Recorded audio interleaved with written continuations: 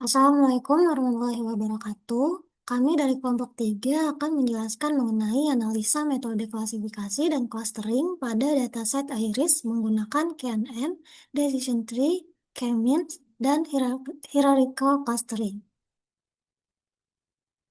Untuk latar belakang dari makalah kami ini, artificial intelligence adalah teknologi yang membuat komputer bisa belajar dari data.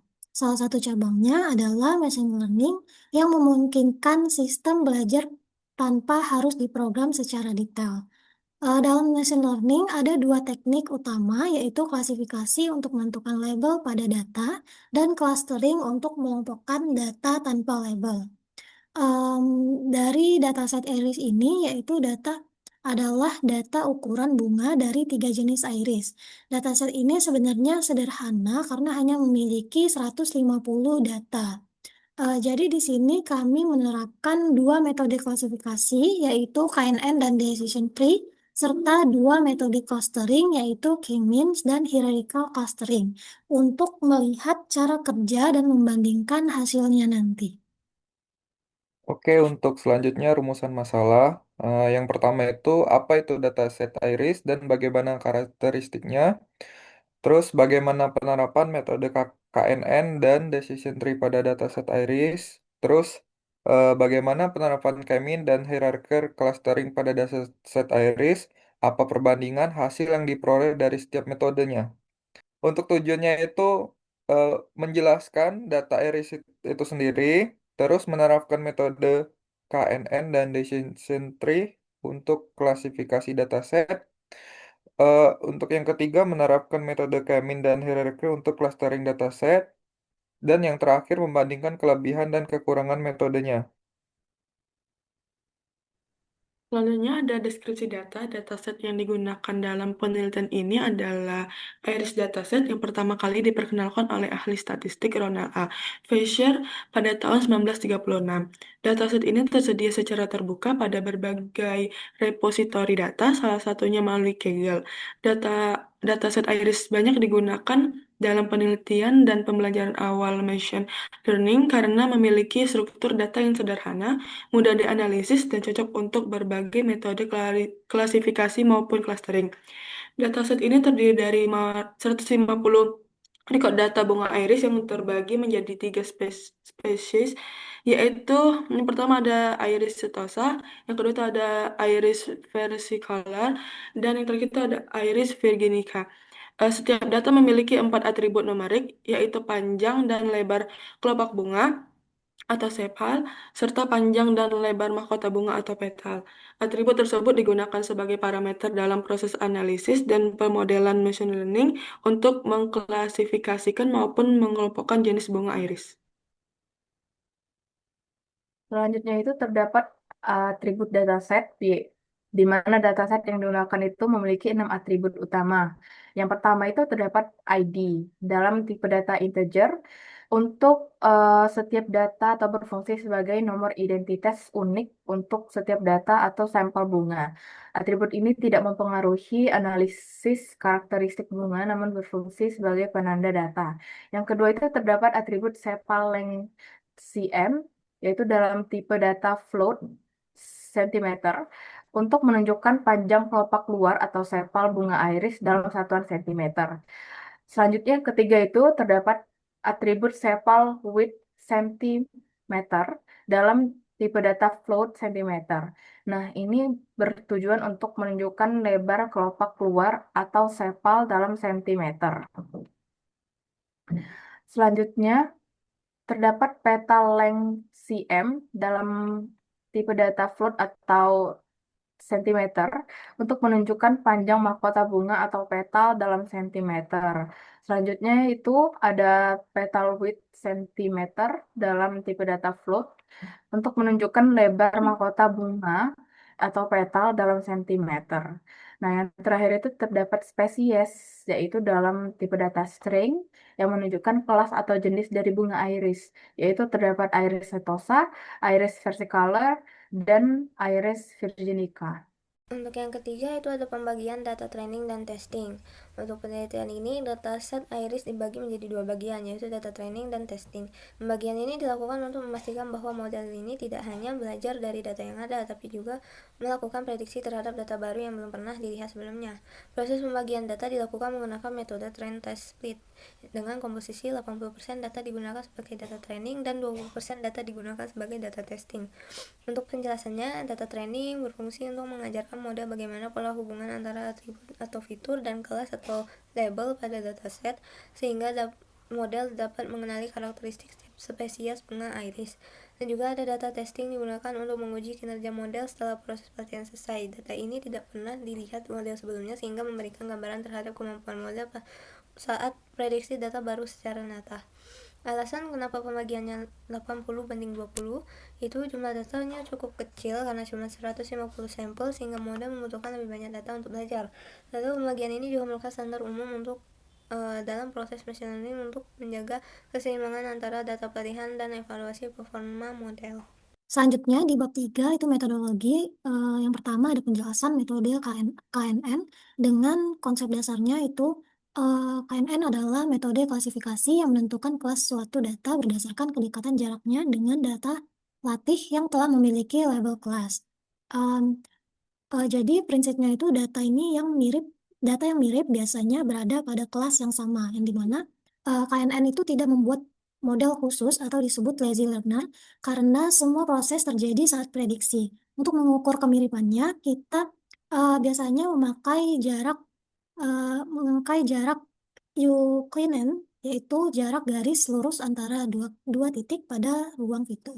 Jadi semakin kecil jaraknya, semakin mirip kedua data tersebut. Selanjutnya itu adalah alasan penggunaan metode.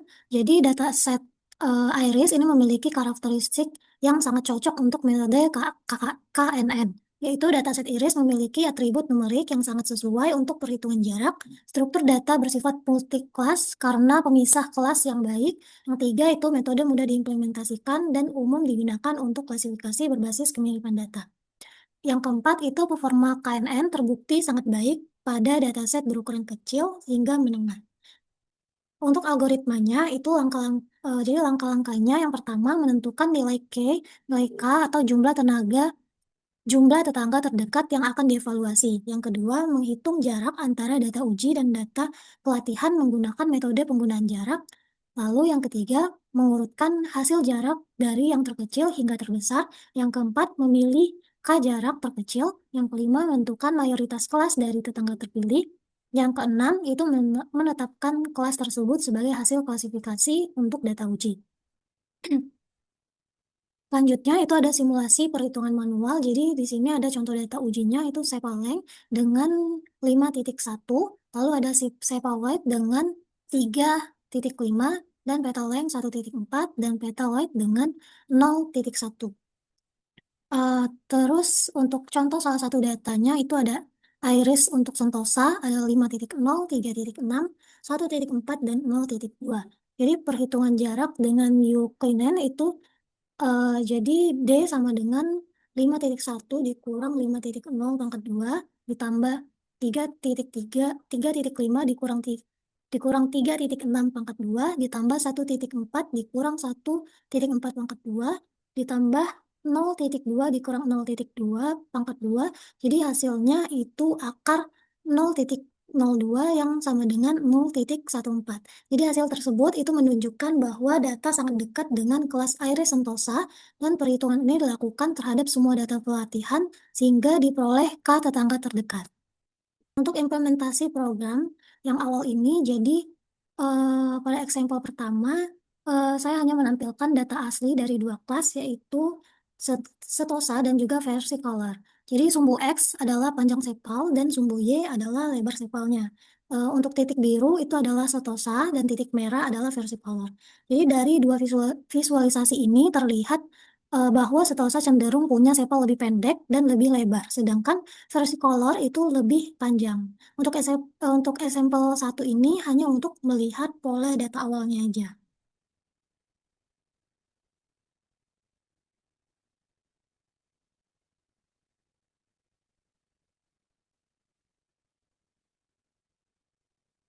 Pada eksempel kedua, ini saya menambahkan satu titik baru yaitu 6.0 dan 3.1 yang ditandai dengan warna hijau dan tanda X. Jadi pada contoh ini saya sudah mulai menerapkan KNN dengan K1. Jadi KNN mencari tetangga terdekat dari titik hijau lalu akan menentukan kelasnya. Dari posisi titik terlihat dia lebih dekat ke salah satu kelas, jadi prediksinya mengikuti tetangga terdekat tersebut. Untuk tujuan dari example 2 ini itu untuk menunjukkan bagaimana KNN memprediksi satu titik baru dan memisahkan masih manual atau visual belum ada boundary-nya.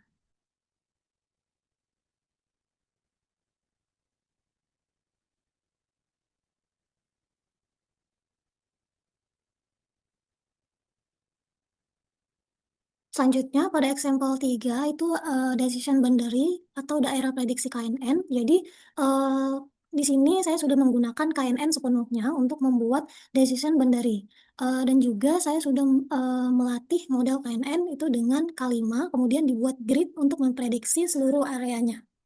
Sehingga muncul warna biru dan juga warna merah di situ. Untuk warna biru atau sama dengan kelas 0 itu adalah setosa, dan warna merah untuk kelas 1 itu adalah versicolor. Di mana garis batas yang terlihat itu menunjukkan area keputusan KNN berdasarkan kedekatan data latihnya. Jadi di atas boundary itu saya letakkan titik-titik data asli, jadi terlihat klasifikasinya yang mana. Untuk tujuan dari example 3 ini menunjukkan bagaimana KNN itu membentuk batas keputusan di seluruh ruang data. Jadi bukan hanya satu titik seperti example 2, jadi dia ada pemisah kelas biar terlihat lebih jelas. Jadi dari hasil dan evaluasi ini berdasarkan visualisasi pada sampel 1 itu terlihat bahwa kelas setosa memiliki sepal lebih pendek dan lebih besar dibandingkan versi color.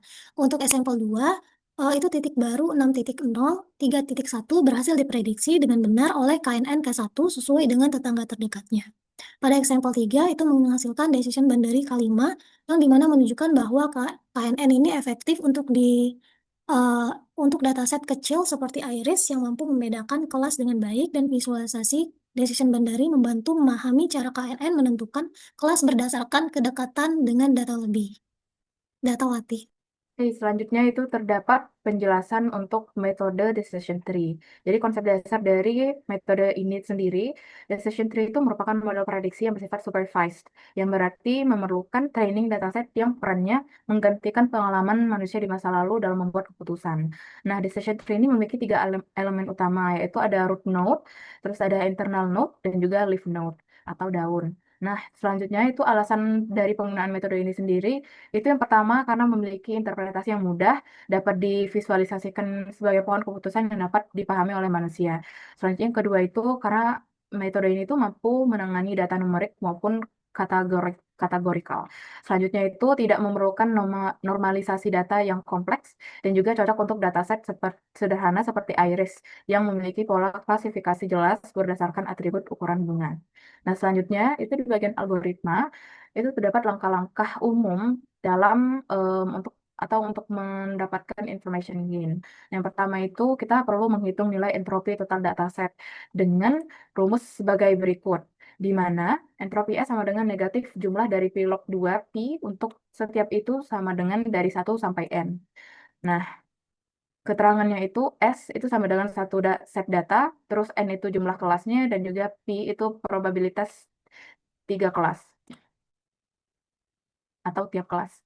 Nah, selanjutnya itu kita hitung entropi untuk setiap atribut, dan setelah itu mendapatkan entropi untuk setiap atribut, kita akan menghitung information gain, di mana rumusnya seperti yang tertera di sini, yaitu information gain S dan juga A itu sama dengan entropi S yang tadi dikurangi jumlah dari proporsi jumlah data pada nilai atribut A dikali dengan entropi subset tersebut. Nah, di sini keterangannya gain S, A itu sama dengan nilai information gain dari atribut A terhadap dataset S. Terus V itu setiap nilai atau kelompok hasil pemisahan atribut A. Selanjutnya value A itu sama dengan daftar semua kemungkinan nilai atau kelompok pada atribut A. SV itu subset data yang memiliki nilai atau V kategori tertentu pada atribut A. Selanjutnya itu terdapat entropi SF atau sama dengan nilai entropi pada subset SF setelah pemisahan.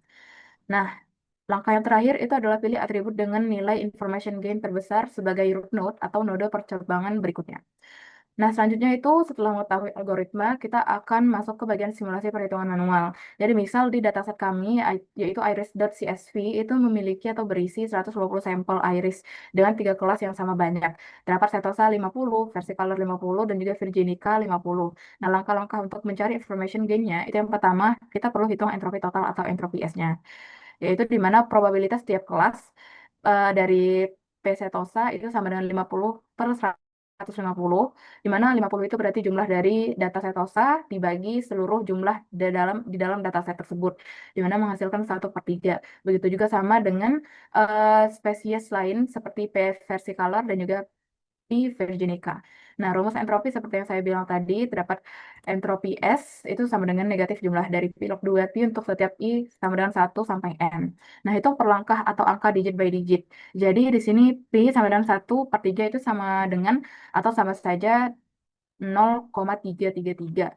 Nah, di sini log 2 pi berarti kita masukin pi-nya itu 1/3. Jadi log 2 1/3 sama dengan ln 1/3 dibagi ln 2 sama dengan ln 1 min ln 3 per ln 2. Itu didapat 0 min 1,098 sekian dibagi 0,693 sekian. Nah, didapatlah ln 3 ini sama dengan 1,09866 sekian. Maka log 2 1/3 itu sama dengan min 1,858 per sekian. Nah, jadi untuk satu kelas sama dengan min pi, log 2 pi itu sama dengan 0,3 dikali min 1,584 sekian. Itu didapatkan hasilnya sama dengan 0,5283 sekian.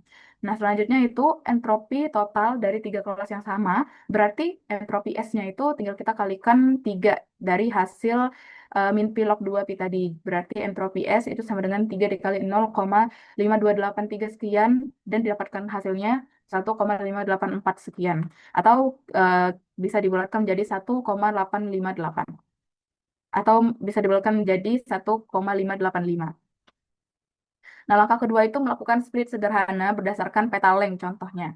Jadi split membagi kedua subset. Itu yang pertama untuk yang subset 1 itu semua setosa di mana mempunyai 50 sampel murni. Terus yang kedua itu versicolor dan juga virginica di mana terdapat in total 100 sampel, yaitu didapat dari 2 kelas 50 dan 50. Nah, yang pertama itu entropi S1 atau yang setosa itu yang murni itu pakai rumus entropi S1 sama dengan min 1 kali log 2 1 sama dengan 0. Nah, entropi S2 atau 2 kelas masing-masing 50 dari 100. Jadi, didapat probabilitas tiap kelas pada S2 itu 0,5 dan 0,5. Entropi S2 itu berarti sama dengan min 0,5 log 2 0,5 dikurang 0,5 log 2 0,5. Nah, log 2 0,5 itu sama dengan min 1. Berarti entropi S2-nya itu sama dengan min 0,5 dikali min 1 min 0,5 dikali min 1 sama dengan 0,5 ditambah 0,5 sama dengan 1 untuk entropi S2-nya. Nah, yang terakhir itu menghitung information gain dari split tersebut. Jadi rumusnya seperti yang saya jelaskan tadi, rumusnya itu information gain S terhadap atribut A sama dengan entropi S dikurangi jumlah dari proporsi jumlah data pada nilai atribut A dikali dengan entropi subset tersebut atau entropi SF tadi. Jadi masukkan angka S1 per S itu sama dengan 50 per 150 sama dengan 1/3 atau 0,333 sekian. Dan yang kedua itu S2 per S, di mana S2 tadi diambil dari 2 kelas, versicolor dan juga virginica, in total sampelnya ada 100, jadi 100 per 150 sama dengan 2/3 atau 0,667. Jadi, gainnya itu sama dengan 1,584 atau entropi S tadi dikurang 50 per 50 dikali 0 tambah 100 per 150 kali 1. Di mana dari perhitungan dalam kurung itu didapatkan 0 ditambah 0,66. Jadi hasil akhirnya itu information gain sama dengan 1,584 sekian dikurang 0,66 sama dengan 0,918 sekian. Nah, jadi informasi yang didapat atau diperoleh dari split ini adalah information gain yang berjumlah atau dalam angka 0,9183, di mana artinya semakin besar gain maka semakin baik atribut atau split tersebut. Oke, setelah simulasi perhitungan, ini masuk ke implementasi program. Aku izin share.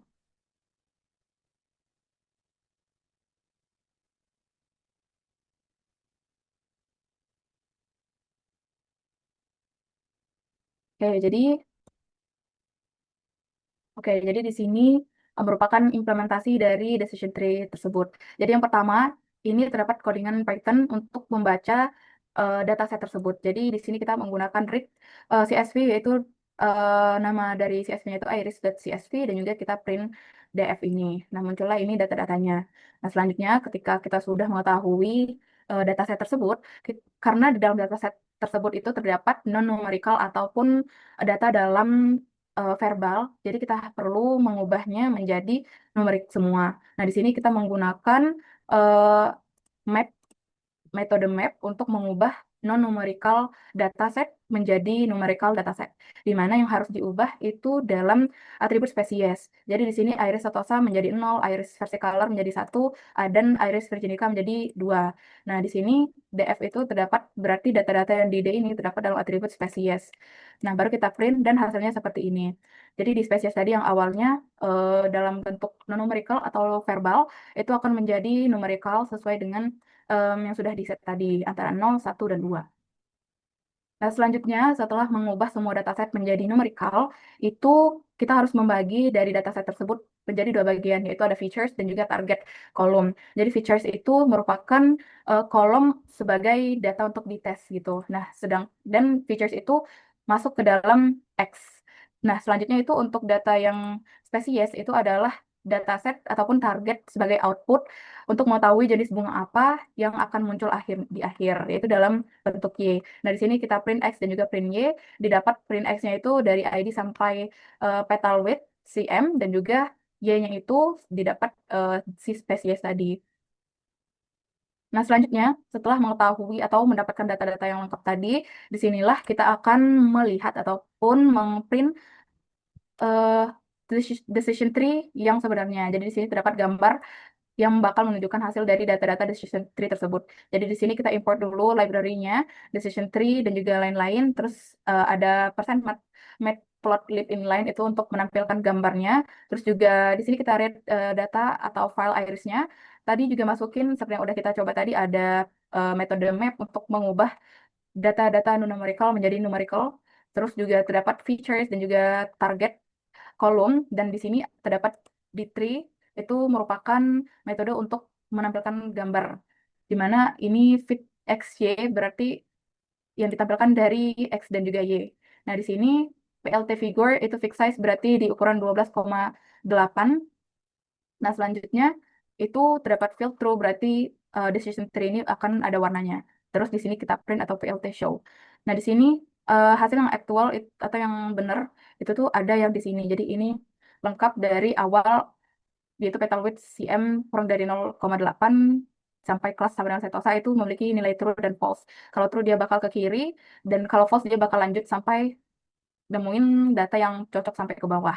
Nah, dari decision tree tersebut, kita bakal coba predik datanya menggunakan data-data yang udah disiapin. Nah, di sini contohnya, ini aku pakai prediksi jenis, di mana sepal length cm itu aku input 5,1, terus sepal width cm-nya itu 3,5, petal length cm itu 1,4, dan juga petal width cm itu 0,2. Nah, setelah dipredik ini, itu bakal ada perintah untuk print.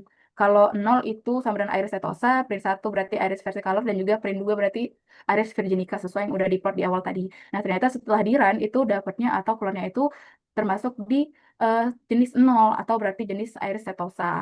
Begitu. Nah, setelah implementasi di dalam Gcolab itu, terakhir ini saya akan menjelaskan terkait hasil dan juga evaluasi. Nah, setelah proses pelatihan menggunakan 80% data training dan pengujian menggunakan 20% data testing pada dataset bunga iris, diperoleh hasil evaluasi model decision tree sebagai berikut. Jadi, data-data dalam bagian hasil dan evaluasi itu saya dapatin dari pengujian ataupun ya pengujian, testing, dan juga training data tersebut melalui codingan ini. Jadi di sini ada library untuk memang testing data tersebut. Terus juga di sini masukin day tree atau decision tree-nya tadi untuk di train. Dan di sini ada print akurasi, confusion matrix, dan juga classification report. Nah, setelah melakukan atau mengrun si codingan itu, didapatlah hasilnya seperti ini. Yang pertama itu untuk nilai akurasi, model menghasilkan nilai akurasi sebesar 0,9667 atau 96,67%, di mana hal ini menunjukkan bahwa model mampu mengklasifikasikan jenis bunga dengan tingkat kesalahan yang sangat rendah. Nah, yang kedua itu terdapat confusion matrix. Nah, di sini setosanya itu ada 11, terus versi color itu 12, dan Virginica terhadap versi color itu satu dan Virginica terhadap Virginica itu 6. Nah, interpretasi di sini model mengklasifikasikan bahwa Iris setosa dengan benar sebanyak 11 data atau 100%. Nah, pada kelas versi color itu terdapat satu kesalahan, yaitu satu data diprediksi sebagai Virginica dan semua data Virginica berhasil dikenali dengan benar. Nah, selanjutnya yang ketiga itu terdapat precision, recall, dan juga F1 score, di mana kelas di sini terdapat kolom kelas, yaitu jenis atau spesies dari iris, terus juga precisionnya, recall, dan F1 score. Jadi di iris kelas iris setosa itu precisionnya 1, recall 1, dan juga F1 score 1. Untuk iris versicolor itu presisinya 1, recallnya 0,92, dan F1 score-nya itu 0,96. Dan untuk kelas iris virginica itu presisinya 0,86, recall-nya 1, dan F1 score-nya itu 0,92.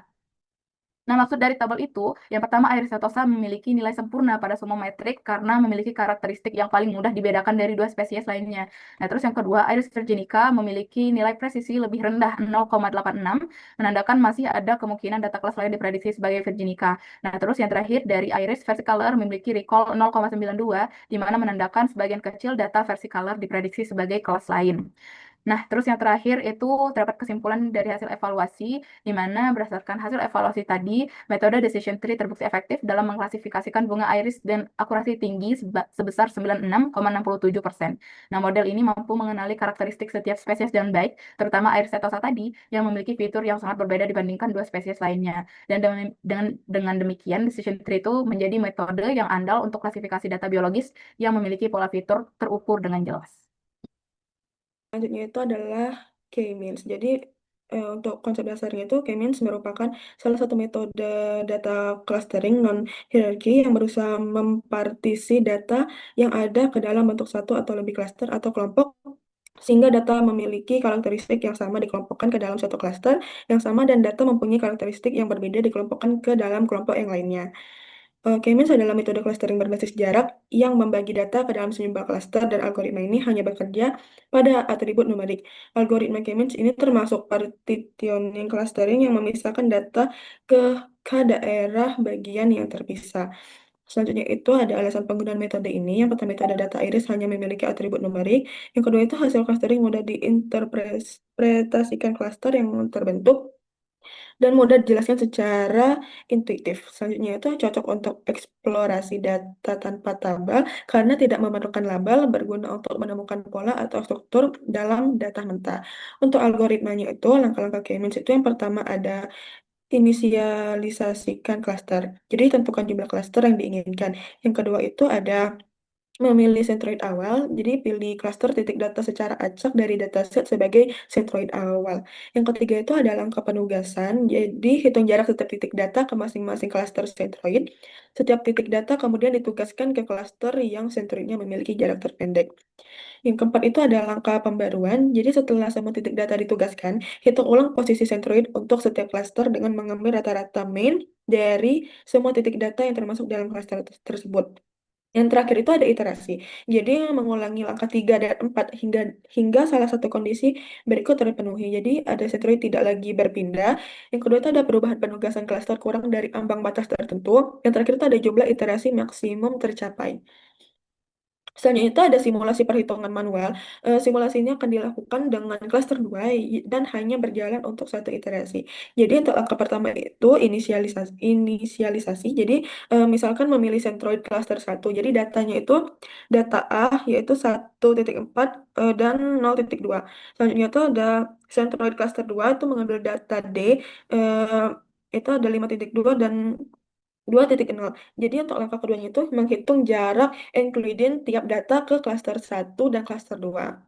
Nah, sudah itu mendapatkan hasil asesmennya iterasi satu yaitu cluster satu itu A dan cluster 2-nya itu B, C, dan D. Selanjutnya itu untuk langkah ketiga menghitung rata-rata. Jadi untuk cluster satu yang baru itu X dan Y itu rata-rata data di cluster satu itu hanya A. Jadi tetap di 1,4 dan 0,2. Untuk di klaster 2 yang baru itu rata-rata petal lag dan petal weight-nya itu dari B, C, dan D itu untuk eksentroidnya itu ada 4,4. 4,8 ditambah 4,0 dan ditambah 5,2 dibagi 3 itu sama dengan 14,0 dibagi 3 itu sama dengan 4,67. Untuk IS Androidnya itu 1,8 ditambah 1,3 ditambah 2,0 dibagi 3 itu sama dengan 5,1 dibagi 3 hasilnya sama dengan 1,70. Untuk Centroid baru di klaster 2-nya itu jadi sama dengan 4,67 dan 1,70. Jadi hitung jarak selanjutnya itu hitung jarak lagi ke Centroid baru. Jadi achievement mungkin tetap sama tergantung hitungan jika tidak ada perubahan klaster, konvergen dan berhenti. Dari simulasi ini, klaster satu itu hasilnya ada A, klaster 2 itu B, C, dan D. Dan sentroid final dari klaster 1 itu sama dengan 1,4 dan 0,2. Dan klaster 2-nya itu 4,67 dan 1,70. Selanjutnya implementasi program.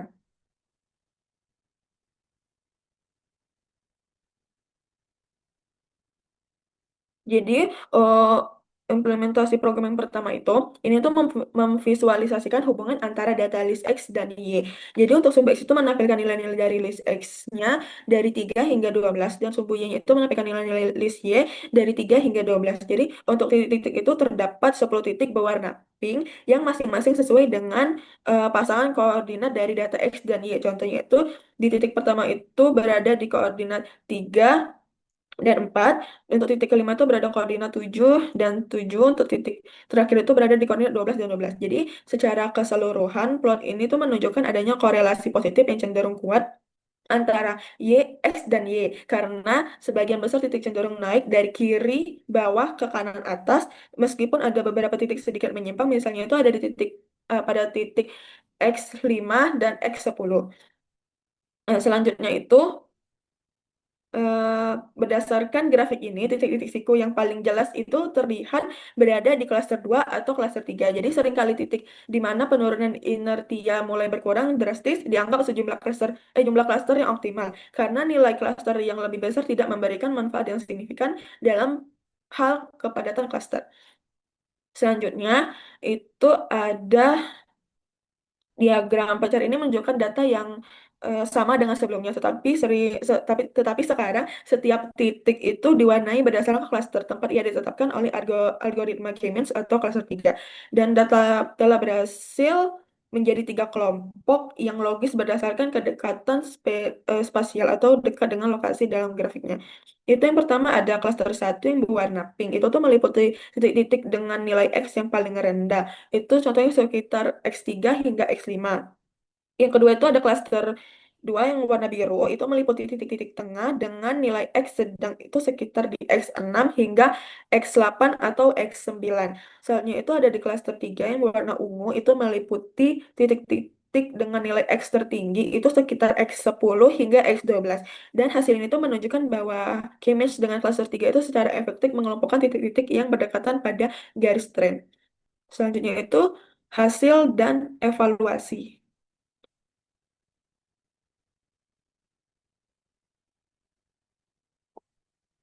Nah, untuk di hasil dan evaluasi ini, berdasarkan implementasi clustering Kemin, hasil utama yang diperoleh adalah penentuan jumlah cluster optimal sebagai 3 yang didasarkan pada analisis metode Siku atau Elbow method. Itu di mana penurunan nilai inertia melambat drastis setelah cluster 3.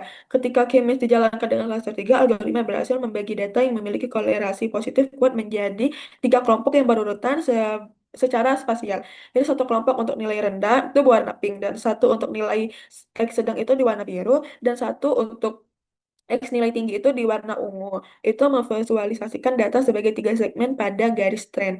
Secara evaluasi, metode kemis yang diimplementasikan dengan klaster 3 itu dianggap efektif dan logis karena berhasil memisahkan titik-titik data menjadi klaster yang padat dan memiliki kedekatan fisik yang tinggi. Itu mengonfirmasi pemilihan klaster berdasarkan titik siku, meskipun data menunjukkan tren linear keseluruhan. Pembagian menjadi 3 segmen memungkinkan analisis yang lebih rinci mengenai 3 zona atau tahapan berbeda dalam tren tersebut. Sekian dari metode Chemins. Untuk selanjutnya saya akan menjelaskan tentang hierarchical, di mana yang pertama ini untuk menampilkan scatter plot dari iris dataset. Nah, untuk yang pertama itu ada import NumPy SNP, terus ada import matplotlib, dan juga import pandas. Nah, NumPy digunakan sebagai standar manipulasi numerik, walaupun pada kode ini tidak dipakai secara langsung. Untuk matplotlib sendiri itu berfungsi untuk membuat visualisasi, dan juga import pandas ini digunakan untuk membaca dan mengolah dataset. Lalu selanjutnya ada data sama dengan pd.read underscore csv iris csv. Ini digunakan untuk membaca atau memuat file iris csv yang sudah kita upload ke dalam data frame ini, sehingga tiap kolom dapat diakses dengan mudah. Lalu selanjutnya ada X sama dengan data sepal length cm, dan juga Y sama dengan data sepal width cm. Ini yang X-nya berisi panjang dari sepal, dan Y-nya itu berisi lebar dari sepal, dan dua atribut ini akan diplot sebagai pasangan titik. Untuk selanjutnya ada plot dari plt.figure sampai plt.show. Ini digunakan untuk mengatur gambar dari gambar yang akan dihasilkan, dan juga menampilkan gambar yang akan dihasilkan alias scatter plot ini. Lalu selanjutnya ada dendrogram. Untuk dendrogram sendiri sama, import numpy snp, bedanya dan juga lain-lain. Bedanya cuma di from spicy the cluster the hierarchy import dendrogram linkage, yang dimana spicy ini berfungsi untuk klasterisasi hierarkis dan dendrogramnya. Yang ini juga sama untuk memuat file CSV. Dan juga ini selanjutnya ada X sama dengan data sepal length cm, sepal width cm dot values, yang dimana ini untuk menyederhanakan visualisasi dan membuat interpretasi dendrogram secara langsung. Selanjutnya ada plot dendrogram dari plt.figure dan sampai plt.show. Ini sama seperti sebelumnya untuk mengatur ukuran gambar yang akan dimuat, dan juga untuk menampilkan gambarnya seperti ini. Lalu selanjutnya itu ada agglomerative clustering. Yang pertama ini sama, bedanya cuma di from escalon cluster of import agglomerative clustering. Nah, ini untuk menyediakan implementasi dari agglomerative clustering tersebut. Selanjutnya juga sama, ini untuk membuat data CSV, dan yang ini juga sama seperti sebelumnya, itu untuk memudahkan pemetaan cluster. Nah, di sini ada agglomerative clusteringnya dari hierarchical clustering dan labels.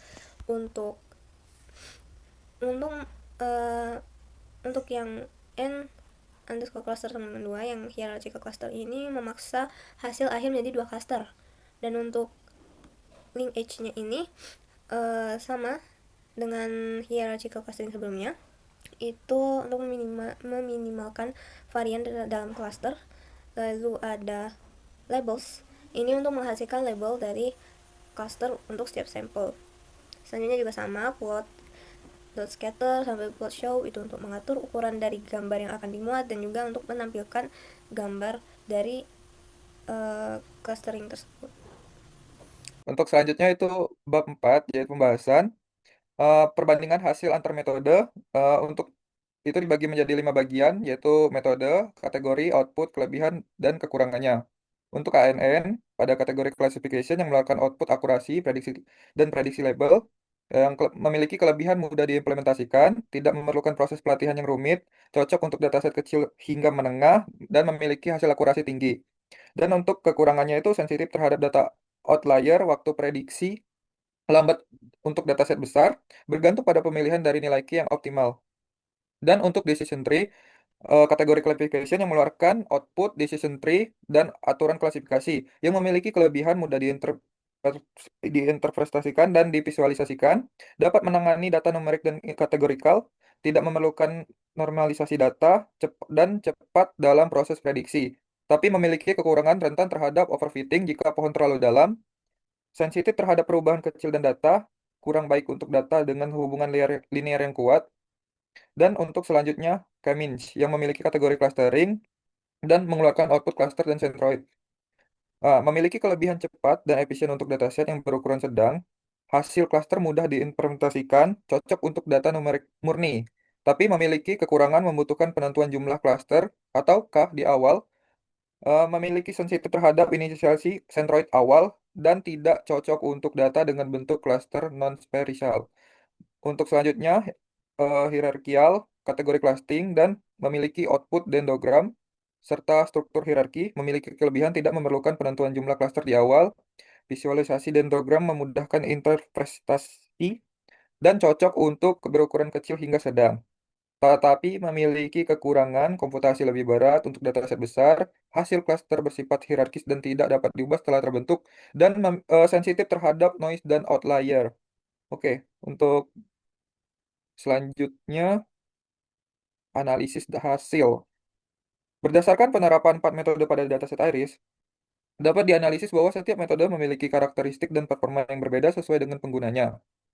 Untuk yang pertama, berdasarkan analisis metode klarifikasi, KNN dan decision tree, kedua metode classification menghasilkan akurasi yang sangat tinggi pada dataset Iris, sampai lebih dari 90%, menunjukkan bahwa dataset ini memiliki pola yang jelas dan mudah dipisahkan. Decision tree mencapai akurasi 96,67% dengan confusion metric yang menunjukkan hanya satu kesalahan klasifikasi antara Iris versicolor dan Virginica. Hal ini sesuai dengan karakteristik dataset di mana Iris setosa memiliki karakteristik morfologi yang sangat berbeda, sementara versicolor dan Virginica memiliki kemiripan yang lebih tinggi. KNN sebagai metode berbasis instant juga menunjukkan performa yang sangat baik karena sifat dataset Iris memiliki distribusi data yang terpisah dengan jelas, namun KNN membutuhkan penentuan parameter K yang lebih optimal dan lebih sensitif terhadap skala data dibandingkan decision tree.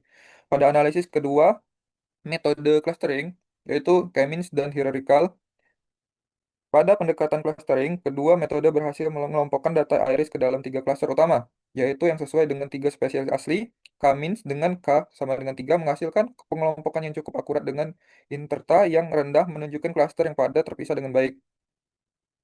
Hierarchical clustering menghasilkan dendrogram yang secara visual menunjukkan struktur hierarkis data. Dari dendrogram terlihat bahwa Iris sentosa membentuk klaster yang terpisah, jauh dari dua spesies lainnya, sementara versicolor dan Virginica memiliki kemiripan yang lebih tinggi. Hal ini konsisten dengan karakteristik biologis bunga Iris.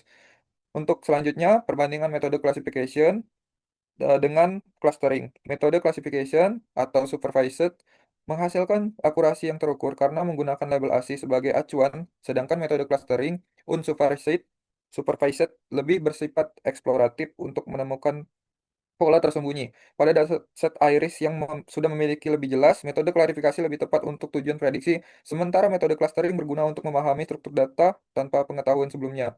Oke, selanjutnya tantangan dan batasan. Meskipun semua metode bekerja dengan baik, pada dataset Iris yang sederhana terdapat beberapa catatan.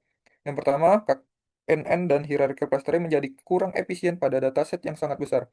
Oke, untuk selanjutnya decision tree dapat mengalami overfitting jika ke dalam pohon yang tidak diatur. K-means membutuhkan penentuan jumlah klaster di awal dan sensitif terhadap inisiasi centroid. Dataset Iris yang hanya memiliki 150 sampel dan 4 fitur mungkin tidak mempresentasikan kompleksitas data dunia nyata.